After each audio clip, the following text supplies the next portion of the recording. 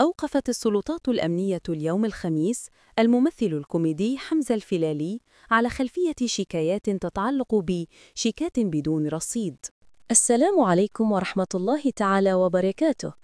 أوقفت السلطات الأمنية اليوم الخميس الممثل الكوميدي حمزة الفيلالي على خلفية شكايات تتعلق بشيكات بدون رصيد. وكشف الممثل صويلح في مقطع فيديو نشره عبر حساباته بمواقع التواصل الاجتماعي أن الفيلالي ظل يحاول منذ فترة إيجاد حلول لتسوية التزاماته المالية، إذ باع تجهيزات وممتلكات شخصية في محاولة لتغطية مبالغ مستحقة، لكنه لم يتمكن من تسديد كافة الديون لأصحابها، الأمر الذي عجل باعتقاله بعد تراكم الشكايات.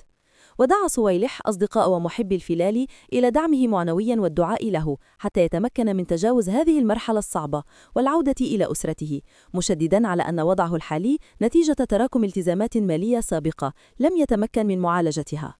وكان حمزة الفيلالي قد تحدث في وقت سابق عن المشروع الذي كان قد دخل غماره وكان سبباً أساسياً في أزمته، مؤكداً أنه أنجر وراء عروض مغرية بأرباح شهرية ضخمة تتراوح بين 10 و 15 مليون سنتيم.